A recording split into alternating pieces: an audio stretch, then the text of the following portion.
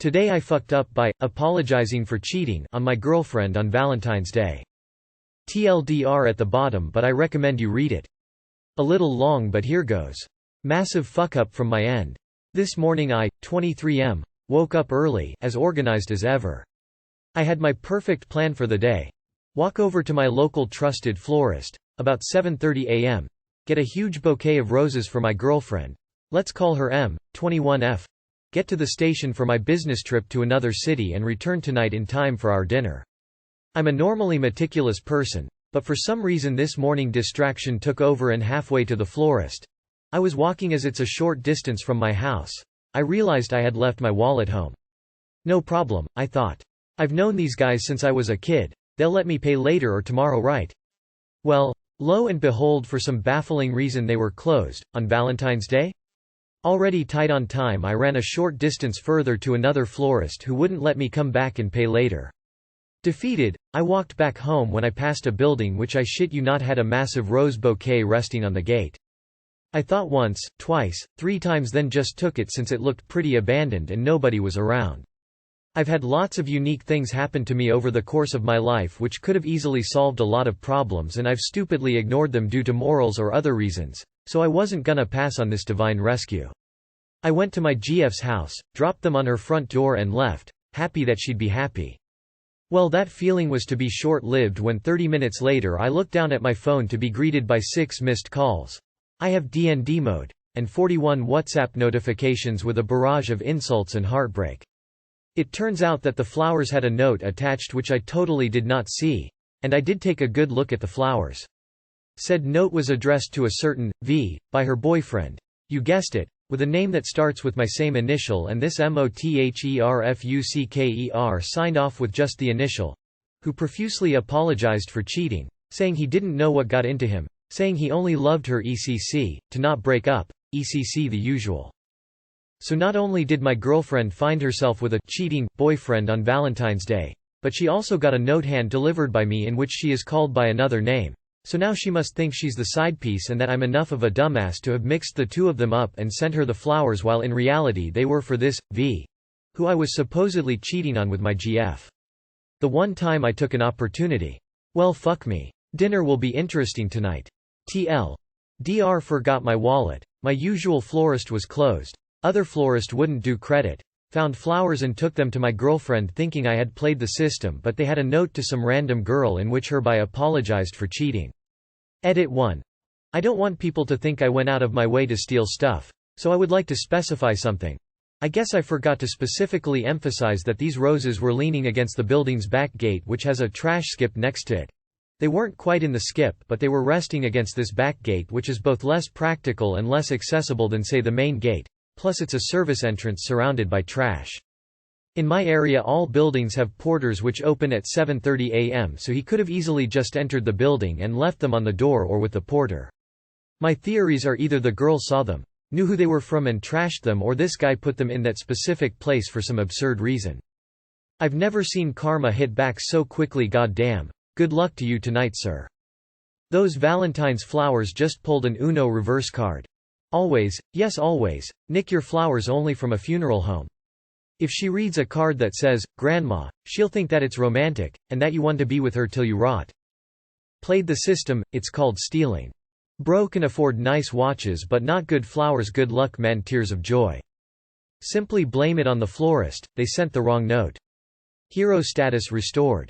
LMAO, deserved it for nicking the flowers. Please update, and tag me. After the dinner. Today I fucked up kissing my cousin.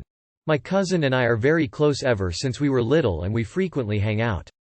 Tonight was supposed to be just like another sleepover, but we ended up getting too close for comfort. We were just watching a movie when there was a kissing scene. He asked if I had my first kiss yet, to which I said no. We never really talk about stuff like this, and I also didn't know he never kissed anyone either. I asked, do you want to try it? But it sounded like if he wants to try it with me when I meant to ask if he wants to ever try kissing someone. I mainly asked it because again we never talk about romantic things and I always assumed he isn't really into things like that. He then leaned over and at first I didn't understand what was happening. Shortly after he grabbed me and kissed me. I was so stunned to move and kind of let it happen because of that, I was extremely confused. After that we never mentioned it during the sleepover and acted like nothing ever happened. I couldn't even say I didn't mean it like that because I was too shocked and didn't know what to say during the heat of the moment. I am so confused on what to feel and say still. TLR, I fucked up asking my virgin cousin whether if he wants to try kissing, but it sounded like if he wants to try kissing with me, which lead exactly to that because stupid me using the wrong wording. FML. All in the Family was filmed in front of a live studio audience. Is your cousin named George Michael? It started out with a kiss. How did it end up like this? It was only a kiss. Would you fuck your cousin? Well, if they were hot enough. GIF. Giphy, 306 GDUY 3B8 OC AG MN Who. Sweet Home Alabama musical note music score. And that, kids, is how I met your mother. Of course they couldn't understand because of their underdeveloped brains. Dame thing happened to me except we fucked too. We were 14 or 15. Never spoke of it again. And I'm from Delaware, for all the people asking if I'm from Bama lol. Today I fucked up by letting my dad die. Obligatory. This did not happen today, but rather 3 months ago. Throwaway account because this is heavy shit. For context, I live in an Eastern European country, so while emergency healthcare is free, the condition of certain state hospitals makes one wary to be interned, which is part of the reason my dad was hesitant to call the ambulance in the first place. I, 23, am chilling with my dad, 70. For the whole day he had felt off color with an upset stomach. This was not strange. His stomach plus acid reflux had been a sensitive point for several decades. Sometime in the evening he suddenly gets deathly pale, cold sweats, a terrible burning in his chest, pain in his back and both his arms. You can see where this is going. He directs me to rub his back to get the massive tension out of his muscles, something I usually do when he gets heartburn attacks like this, and make a baking soda and water mixture for the acid. At some point he literally tells me, I think I could be having a heart attack, to which I respond, do you want me to call the ambulance? He thinks for a moment and then decides against it, saying, no, let's leave it. I've had heartburn flare-ups before. Mistake 1. Should have just called the ambulance instead of asking. In a few hours, he feels better. Says it's the worst heartburn he's had, but that is to be expected at his age. I have to note, aside from being slightly overweight, he was seemingly the picture of health, active in the garden, no medication, no blood pressure, 60 bpm resting heart rate. However, there are a few aspects in hindsight that suggested this was coming, notably stiffness in his calves after sitting in the car for a while, more tiredness than usual in the past several weeks, etc. All sorts of shit I didn't register until later. I ask a few more times if he's sure he doesn't want the ambulance, but he stressed that he was feeling better and it's probably just the flu plus his old stomach issues acting up. I Google his symptoms and all signs point to heart attack. I tell him again, and he tells me not to worry, he knows his body, and won't be a hero when it comes to his health. This continues for 3 days. The first day after the event he mostly slept. His back was terribly stiff but he had no chest pain. I decide to sleep in the same room as him on the floor just to keep an eye on him in the night. No one gets much sleep. Mainly because I keep checking him out of paranoia. The second day, he continued to mainly sleep, rest, but he walked around the house a bit and even did some work at the computer. However, throughout the day his breathing became shallower and stranger. It was especially apparent when he slept, and when I put my ear to his chest it had a very odd loose, swooshy sound. I'm internally panicking that he's probably had a heart attack and I'm not doing anything about it. I continue to calmly, perhaps too calmly, suggest that we call the ambulance. He hated fussing, and I was trying not to stress him further. He told me that he probably just had a heart murmur because of the lack of sleep over the past 2 nights, and that he was feeling better. Instead of using my brain, I again make the many mistakes of missing a million obvious signs. On the third day I lose my nerve and with some panic in my tone, I finally persuade him to let me call the ambulance, to which he says, well, if you're that bothered about it then I suppose we should call them after all. When the time came, he literally walked 100 meters to the ambulance, with no apparent difficulty, and I begin to wonder if I hysterically overreacted. He goes to the hospital and over the next few days plus 1 transfer we discover that it was a heart attack. B. One of his heart valves developed a defect. C. His heart has tiny holes and tears where the walls thinned. D. His liver and kidneys were experiencing mild failure from low blood flow. The doctors state that all this could have been avoided and dealt with simply if he just came in when the symptoms first started. They put him on some sort of bypass machine to minimize blood going through his heart so it could recover enough for surgery. The walls were too raw and pulpy to take stitches, and they warned that he is like a ticking time bomb, and that there was no certainty he would make it to the surgery date. In fact, one of the doctors specifically said there was a 95% chance that he would die. The last time I spoke to my dad on the phone, he had been in the hospital for about 7 days at this point. He mentioned the chance of death as an aside. We laughed. I said it's better than 0% and that I'd speak to him soon.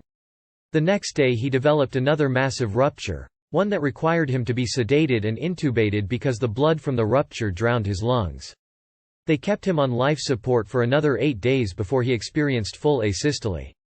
From the start I knew it, I fucking knew it. I didn't try hard enough to convince him. If I was adamant enough he would have gone to hospital, got a stent, and then bam. Done. Heart attacks are so simple to survive if only you get to them in time. But I was a coward, and the one time I should have ignored my father's words was the one time that I listened. And #X200B. Too long did not read. Father had heart attack. Didn't convince him to call ambulance in time. He died from complications. Please don't blame yourself for this at all. You were very attentive and caring the whole time. It's hard to disobey your parents even when you know it's best. They lived on their terms and their way and died that way too. You did good. Not your fault, man. Oh, bless you. Listen. Your father was a grown man who made his choice. It wasn't your responsibility, and it sounds like you really cared for and looked after him for quite some time. I'm so sorry for your loss. Like others have said, it's not your fault. Your father made his choice. Be proud that you were there for him in his last days. This is also a perfect opportunity to educate your friends and family members about what to watch for with a heart attack.